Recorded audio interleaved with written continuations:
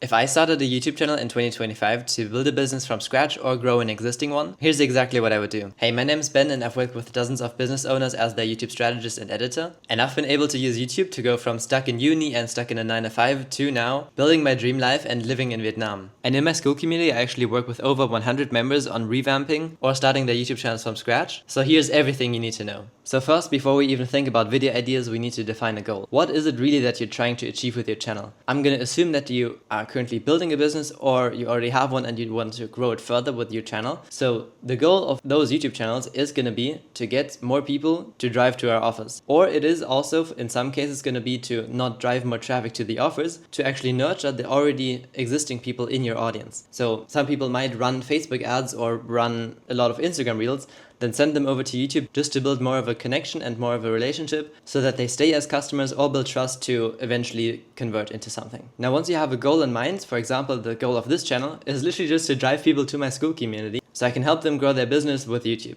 Once you have this goal, you can now actually figure out which videos to create, because it's just going to be about this one person that you want to have in your office. It's really hard making videos for everyone. And if you do make videos for everyone, you're not going to reach anyone.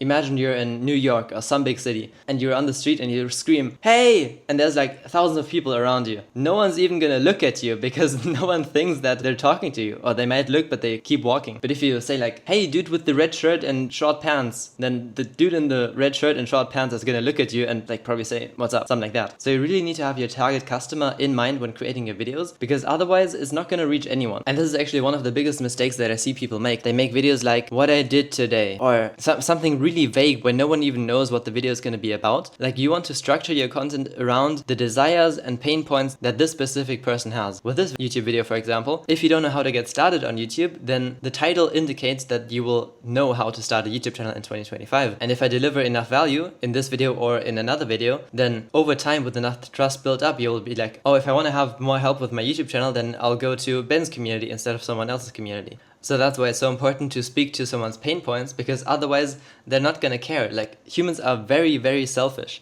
If they don't see a benefit in doing something, then they're not gonna do it. Now that we know that we need to create content around our offer, how do we actually do it? And there are thousands of ways in which you can create content. Some people just do screen recording. Some people talk to the camera like this. Some people talk to the camera and then there's animations on top. Some people don't even talk in their videos. Some just do whatever. I don't know. There's so many things you can do.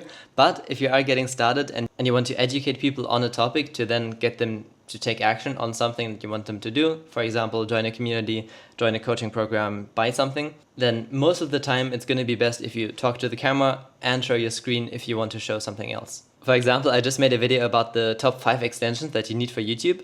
And so when I talked about them, it obviously makes sense to actually show them on the screen instead of just talking to the camera like this. Now, as for the actual process of how you create videos, first title and thumbnail, then you plan out the video, then you record it, and then you can do minimal editing. You don't need a lot of editing, honestly. Especially with educational content, people just want to learn as quickly as possible.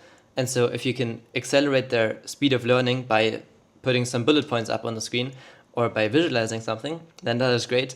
But you don't need like any animations or anything like that. The ideation, though, is definitely the most important part. And mostly, as I mentioned, it's really about making sure the viewer knows what the viewer gets from the video, but it's also putting that into a title and thumbnail formula that fits YouTube. Like, writing email headlines or writing blog posts and writing YouTube titles are completely different things. And I actually hopped on a call with someone in my community called Artem, and I told him exactly what kind of video to make. And his CTR, so the percentage of people who clicked on his video, went from 4.5% maximum to 6.9%. The video got more views in 24 hours than any of his other videos, and he got 40 new members inside of his community from that one video. So you really can't underestimate ideation. Your videos, like the content, what you say inside of the video can stay the exactly same, even if what you say in the video is really, really good. If the title and thumbnail doesn't get people to click on the video and it doesn't set the expectation that you actually deliver on in the video, then it's not going to perform well. A very extreme example would be if I made a video like this one about how to grow a YouTube channel, and I called it "How to Grow on Instagram." And then you click on the video "How to Grow on Instagram" and it's me talking about YouTube. That's a stupid example, but I hope it kind of illustrates a bit how your titles and thumbnails, they need to set the right expectations. And this expectation needs to be set very precisely. So I would really encourage you to just go on YouTube, look at some titles and thumbnails that you think are really good, click on the video and then see how they follow up on that title immediately in the first few seconds. And then from those titles and thumbnails, you can actually basically steal them for your own niche. If there's a video called how to get rich so fast it feels illegal, for example, Alex Hormozi made that video, I can now make a video called how to grow on YouTube so fast it feels illegal. It's basically the same title formula, it's proven to work, but just adjusted to my content. And this is basically the biggest hack that I can give you for ideation. So you have a good idea, you have a good title and thumbnail. So how do you actually then come up with what to talk about in the video? And for that you can do 3 things. 1, you can talk about how you helped someone else do something. 2, you talk about how you did something for yourself. Or 3, you talk about what you're doing right now. For the first one, it would be how I'm helping over 100 people do this exact process, which is where the content from this video stems from. The second one would be in a video like, I grew a channel to 1,000 subscribers in 21 days, here's how I did it. Then I talk about how I did that in this process. Or the third one would be on my other channel that I have. I made a video about growing a social media agency or something like that from zero to prove it's not luck. Like I was in the process of doing something and I explained as I was doing it. And those are the 3 ways to come up with content of what to talk about inside of your video. Then you just bullet point it out, make a nice intro that basically gives people a reason for watching, so you assure them that you're the right person to talk about this, you assure them that they will get in the video what they clicked on for, and then you just get right into it. And then at the end of the video, you can just have a call to action to something where you want people to click on. For example, if you want help with YouTube, you should definitely click on the first link in the description, which is my community on Skool, where I help people grow their channel. Or you would want to link to another video, especially if you're using the Netflix method on YouTube. And if you don't know what that is yet, then you should check out this video where I talked about it pretty in depth, and it's very, very powerful. So go to check that out.